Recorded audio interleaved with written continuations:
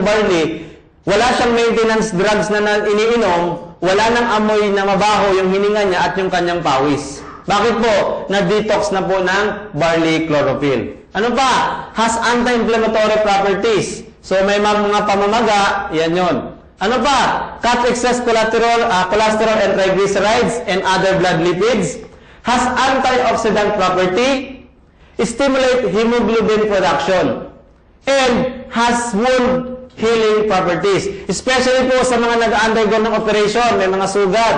Siyempre, pag operation, matindi ang sugat niyan. Chlorophyll po ng barley, mabilis mong magpagaling.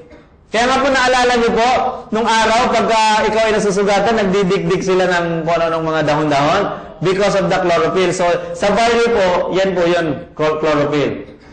Stimulate red blood cells. What else? Etong maganda. Ang barley po natin, ang chlorophyll ng barley at ang ating red blood po ay halos the same parehas. Kung titignan niyo po yung structure niya. Kaya nga po, pag inom natin ng barley chlorophyll, yung ating dugo po hindi nagugulat. Akala niya, dugo din yung kasabay niya. Kaya nga po, ang barley contains 70% chlorophyll, also known as a green blood, which make barley a powerful blood purifier.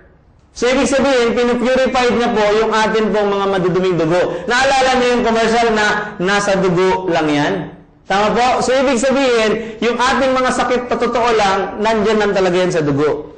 Ang atin pong barley chlorophyll, nag-purify po ng atin pong blood. What else? Ito pang maganda. Study nila, barley pure grass, chlorophyll, which help inhibit platelets, activating factor, and protect the blood vessel from damage. Pag may mga dengue po, pasyenteng may dengue, patikin niyo po ng barley. Ang dami na po naming testimony na may mga dengue, pinatake namin ng barley, ang bilis po ng discharge nila. Meron kami isang testimony, kapitan sa Cagayan, barangay captain. Anong nangyari? Pinatake ng isang box na ganito, binentahan ng distributors. Kaya lang ang problema po, ilang sachet pa lang nagamit ng mga dalawa, binabalik yung product kasi wala daw effect. Binabalik. Sabi ng distributors, kapitan, ituloy nyo lang po. Alam niyo po, nung halos kalahati na yung box na maliit, mga 4 or 5 sachet na, nag-text, nag-thank you. Bakit? Na-discharge na yung anak niya. Gumaling na sa dengue. Tama po? So, palakpakan naman natin yun. Okay. Isa pa. These substances are even effective throughout the microcirculatory system, protecting the small vessels from damage. Napansin niyo po, pag ang isang may dengue patient, bata yan at medyo lumala na, dumudugo ang ilong. Tama po? Bakit? Kasi bumuputok yung small vessel nila sa nose. Taking barley po, napoproteksyonan po yung mga small vessels. Bakit po? Chlorophyll din po ng barley. Sino na sabi niyan? Ako? Hindi po. George Washington University. What else? Ito pang maganda. Take note. Kaya tayo nagkakasakit, sa totoo lang po, kasi ang atin pong katawan nagiging acidic. Kasi yung mga kinakain natin, puro acid na. Sinabayan mo pa ng stress, naging acidic ka na. Ano yung mga acid food na yan? Ito yun. Cigarettes, soft drinks, white flour, etc., etc. Red meat over exercise. Paano ka ngayon gagaling? Dapat po, ma-alkalinize yung body mo. Paano ka ma-alkalinize? Simple lang po. Taking barley, high alkaline, number 1. Saan ang galing yan? Galing po yan ng New Zealand research. So, ang barley po, highly alkaline. Okay? What else? Etong maganda. Take note ito. Take note. Bakit po? Maraming food supplement sa market ngayon. Tama po ba? Okay. Lahat po ng food supplement, maganda po yan. Malalaman mo kung gaano kaganda ang isang food supplement based po sa taas ng kanyang ORAC value. Bakit po? Ang ibig sabihin ng ORAC value, oxygen radical absorbance capacity or antioxidant. Bakit ka bumibili ng produkto na yan? Because of the word antioxidants na Crohn's is 5,770 antioxidant. Ang raisin, it's 2,830. Ang kale, it's 1,700. Ang kale po, kamag-anak po ito or variant po ito ng repolyo. So, 1,770. Spinach na raw, 1,260. Bakit po raw? Kasi pag niluto mo, 90 to 100% wala na pong nutrients. Kaya kailangan talaga natin ng food supplement ngayon. Kaya lang, anong good food supplement? Ito maganda. Ang barley grass po, it's 25,500 ang kanyang food supplement. Sa Manila, na may mga cancer, tinataningan na ng 3 months, 6 months, awa ng Diyos, napapatayo natin because sa barley po, napakataas ng kanyang antioxidant. Tama po? Diyan, saan ba nang galing yan? Baka kayo lang gumawa niyan. Hindi po. Galing po yan sa USDA, United States Department of Agriculture. Ito po yung listahan. Kinuha natin yung prawns, yung kale. Ang barley grass po, it's 25,500. Okay po? Hindi tayo nag-iimbento. Now, cancer. Ang cancer ngayon, 5-5. Tama po? Ang daming may cancer ngayon. Ang tanong, naniniwala ka ba na meron tayong cancer cells? Yes. Pero sa Bible, wala. Kasi sabi dun sa Genesis, we will create man according to our image and likeness. Kaya lang, bakit tayo nagkaroon ng cancer cells? Kasi sa dami-dami po ng free radicals, pumasok sa katawan natin, naging cancer cells. Kaya kung meron kang cancer cells, meron kang good cells. Tama po? Tama. Etong tanong, sino sa dalawa ngayon ang inaalagaan mo? Cancer cells ba or good cells? Cancer. Uy, galing ah. Very good. Kasi may sumasagot, good cells daw. Sabi ko, sige nga, question number 1. Ang soft drinks ba, pagkain ng cancer cells or good cells? Cancer cells. Inihaw na may uling-uling? Cancer cells. Food preservative, food coloring? Cancer cells. Prutas at gulay? Good cells. Could you imagine, sa araw-araw na ginawa ng Diyos, lagi mong pinapakain ang cancer cells mo. Tama po? So pag dumami ang cancer cells mo, sasabihin mo ngayon kay Lord, Lord, why me? Pero ikaw pala ang gumawa niyan. So pag dami ng cancer cells mo, ganito ngayon ang nangyayari sa atin. Tama po? So reaction po ito ng pagdami ng cancer cells natin sa katawan. And tanong, Jun, paano pa yan kung meron ng ganyan? Ang dami naming testimony ganito po, awa ng Panginoon, gumagaling sila. Question ngayon, ito. Simple lang po kung bakit ka nagkaroon yan. Simpleng-simple. Hindi mo kailangan maging eksperto, hindi mo kailangan maging scientist. Pagbagsak lang ng iyong immune system. Tanong, Jun, ang barley ba, gamot ba yan sa cancer? Hindi po. Ganito po magtrabaho ang barley. Barley grass versus cancer cells. Pag nag-take ka ng barley grass, ang barley grass po ay meron 16 vitamins, 17 minerals, 18 amino acid, 25,000 yung kanyang ORAC value, 20 enzymes, actually 3,000 daw po yan. SOD, P4D1G4, chlorophyll, phytochemicals, and phytonutrients. Pag tinik mo ang barley sa katawan mo, ang nangyayari po, siya po ang nagpapalakas ng immune system. Pag malakas na ang immune system mo, palalakasin niya yung iyong T-cells. Pag malakas na ang T-cells mo, malakas na ang natural killer cells mo, yan po ang papatay sa cancer cells mo, hindi po ang barley. Yung mga soldier natin sa katawan, ang pagkain niya, barley. Pag malakas na yan, siya na ang bahala sa cancer cells mo. Kaya lang, pag nagkaroon ka ng cancer at nagpa-chemo ka, sabi ng mga expert, ang chemotherapy daw ay collateral damage. Ibig sabihin, papatay ng iyong cancer cells, pero sa ayaw mo at sa gusto, madadamay ang good cells mo. Tama po? So, ang barley po, pag nag-take ka ng barley, yan po ang papatay po sa cancer cells. Kaya walang magagawa ang cancer cells, wala siyang kakampi, mamamatay siya. Kasi hindi mo siya pinapakain, ginuguto mo siya. Po, diba? Yan po yun. Simple lang po, sa totoo lang. Hindi po mahirap paggalingin ang cancer, maniwala ka. Sa totoo lang po. Bakit po? Unang-una mo lang gagawin, kalimutan mong may cancer ka. Pangalawa, baguhin mo yung eating habit mo, baguhin mo yung thinking habit mo, maniwala ka sa hindi. Ang immune system mo lalakas, siya ang papatay sa cancer cells. Okay? Are you learning? Yes. Are you with me? Yes. Okay. Now, kung halimbawa naman, merong cancer patient, hindi talaga maawat sa chemo kasi ang required ng doktor, kailangan i-chemo yan. Tama po? At hindi natin siya mapigil. Okay lang po yun, ipago mo. Pero, patikin mo po siya ng barley. before and after. Why? Si Dr. Hagiwara at si Dr. Hota po, nagkaroon po ng research. Ang ginawa nila sa test, yung daga, pinadaan nila sa radiation therapy or treatment without barley. Yung daga po, slowly repair, tapos namatay. Anong ginawa nila? The next rat, nagkuha sila ulit, pinadaan sa radiation, but after the radiation test, pinag-barley nila. Second time faster, na-repair yung daga, yung rat.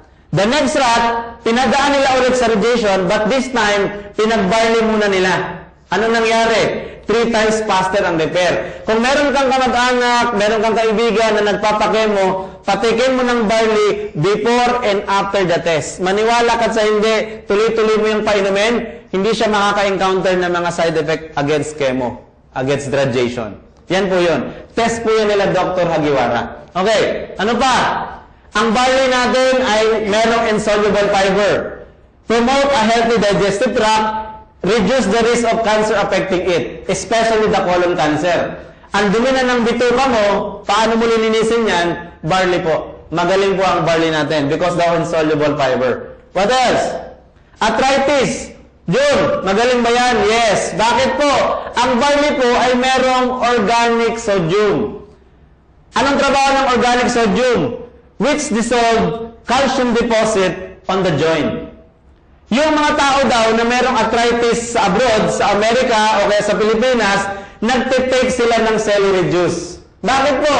Kasi ang celery juice po may organic sodium. Ilan? 28 milligrams per 100 grams. Compared to barley, ang barley po ay 775 organic sodium per 100 grams. Kaya mas mabilis po gumagaling yung meron pong arthritis. Bakit po? Mataas po yung kanyang organic sodium. Eh, Jun, paano yun? Nag-take ako ng barley na maga. Minsan po, merong effect. Kasi bakit? Tinatanggal na yung iyong bad uric acid.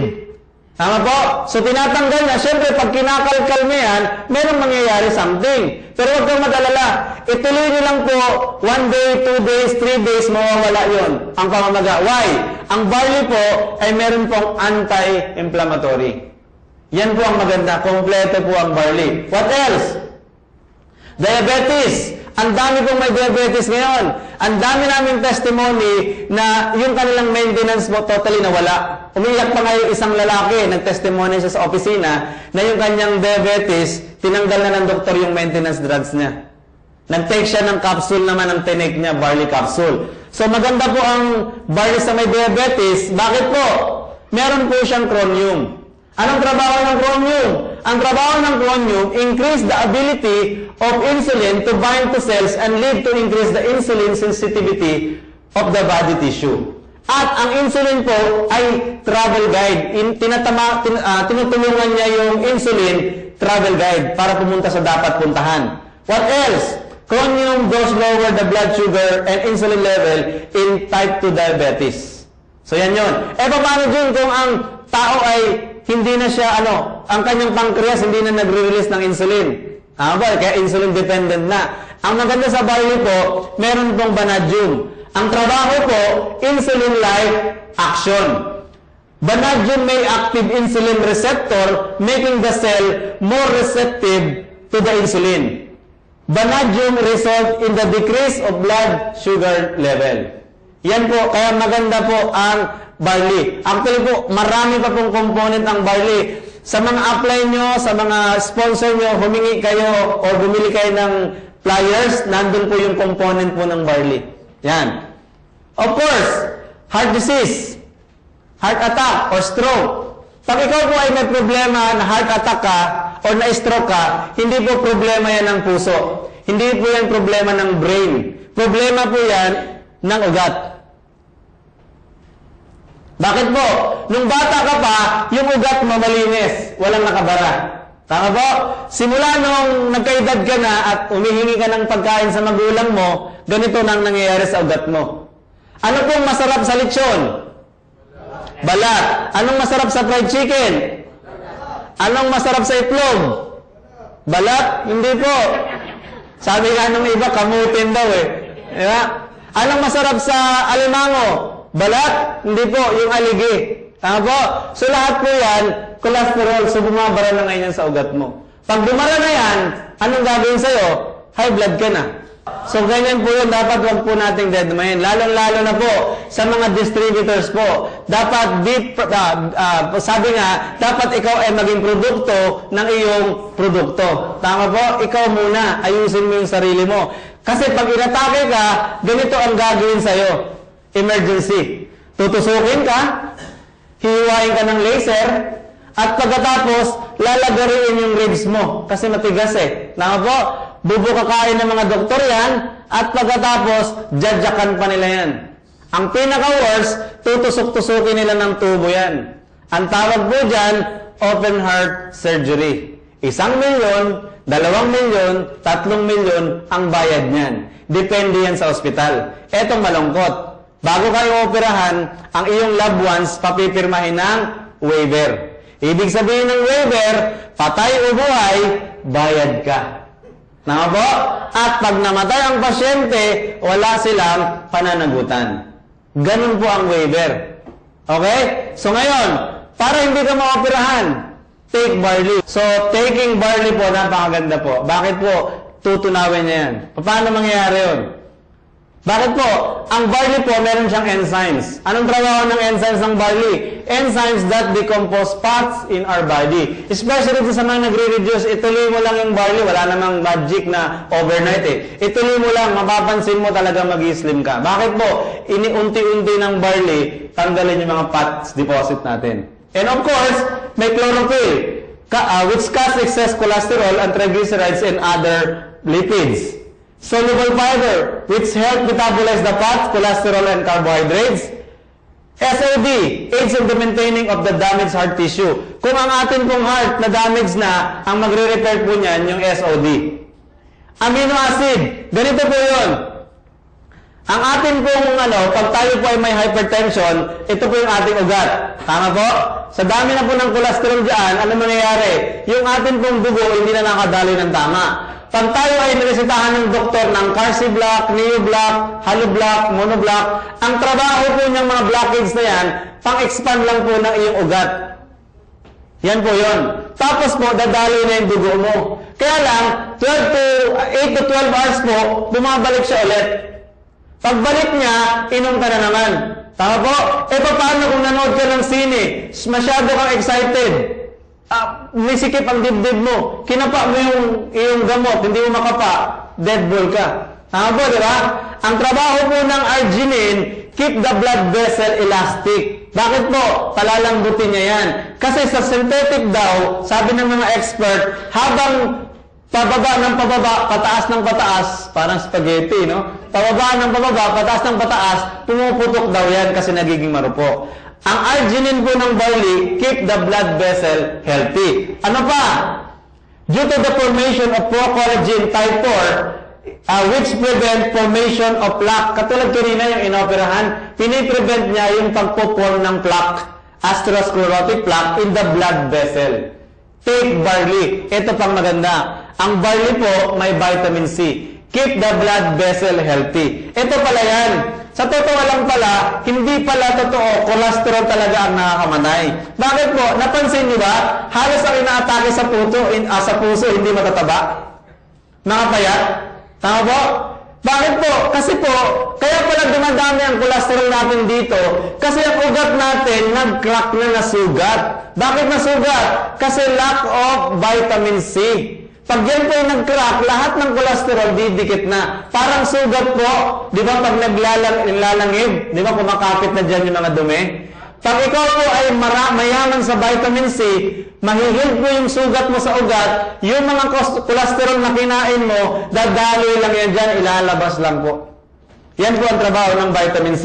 Kaya nga po, sabi po ni Dr. Hagiwara, barley grass supplies important nutrients that strengthen the body defense against free radical, flush out toxins, and promote cardiovascular health. Dahil dyan, binigyan po yan ng claim ng USFDA. Kung sa Pilipinas ay BPAD, sa Amerika po USFDA. Sabi doon, today, the Food and Drug Administration announced that it has finalized a rule that allow food containing barley to claim that they reduce the risk of coronary heart disease. Hindi lang po yan hearsay, meron po yung scientific evidence. Nakakapagpababa po siya ng cholesterol level sa atin pong katawan. Tama po? So, claim po yan. Kaya palakpakan ulit natin ang barley for that claim. Okay. Ano pa? Dahil dito, si Ma'am Ruben po, tiga Cagayan. Noong 2008, subject siya for bypass operation. Wala siyang pera. Anong nangyari? Inintay niya yung pera ng mga anak niya. 5,000 pesos ang kanyang maintenance every week. Dumating ang barley sa Cagayan, August of 2009. Gumamit siya ng barley September of 2009 up to this present. Wala na siyang maintenance, hindi na siya naoperahan. Tama po? O palakpakan natin yung testimony na yan. Okay. May clinical study po, hindi siya basta-basta. Pinag-aralan siya, 25 years na nilang pinag-aralan nung 2005 pa. Nakakapagpababa ng cholesterol at nakaka-prevent for cancer because of the free radicals sa blood. Ito po, exciting. Ang barley po, sa totoo lang, best take ng barley early in the morning, empty stomach. Cold or tap water. Bakit po? Kasi po, pag mainit ang nilagay mo, namamatay po yung enzymes. Yan po yun. Ito naman ang good news. Di ba meron tayong kape? Po, di ba? Yun paano yan? Kape natin mainit. Ito po research ni Dr. Hagiwara. Exciting research recently published by Dr. Shimamoto along with Dr. Hagiwara. Colleagues found that young barley grass extracts effectively degrade a variety of pesticides including malathion and many more. Sabi niya doon, Hagiwara previous finding that barley grass juice ability to break down malathion, its loss when barley grass is heated in 120 degrees centigrade. Most likely due to destruction of enzyme activity by heating, further research into the manner in which barley grass juice degrades pesticides and other toxins underway. So, ibig sabihin, pag nag-take ka ng barley, coffee natin, lahat ng mga toxin dyan, lahat ng mga pesticide na accumulate natin, ilalabas ng barley yan. So, palakpakan natin ang barley, wala siyang kawala. Bakit po? Di ba naalala nyo, pag kumain ka ng hilaw na kamatis, vitamin C yan. Pero pag kumain ka ng lutong kamatis, lycopene yan. Tama ba? So, ganun po yun. Pag na-breakdown po yung enzymes, ganito ang nagiging trabaho ng enzymes. But of course, kung may cancer ka, unahin mo muna mag-take ng barley sa morning. Cold or tap water. Yan po yun. Okay. Yan po yung research ni Dr. Hagiwara. Now, hindi po tayo basta-basta nagsasalita lang na wala tayong reference. Ang barley po ay pinag-aralan po sa Hagiwara Institute of Health, pinag-aralan sa Japan Research Association, Japan Office of Science and Technology, Japan Food Analysis Center. Dahil dyan, binigyan po yan ng Japan Prestigious Science and Technology Award. Pinag-aralan din po ang barley sa Washington, D.C., pinag-aralan din po sa Taipei, Taiwan, at pinag-aralan din po sa China. Yan po ang barley grass. Palakpakan po natin. That's why ang barley po ay recognized by science as the most nutritious of all plant foods. Meron siyang vitamins, minerals, amino acid, protein, chlorophyll, enzymes, phytonutrients, and phytochemicals that our bodies required for proper functioning of organs and immune system. Meaning, yan lang po ang kailangan ng ating katawan para makaiwas po tayo sa mga serious diseases.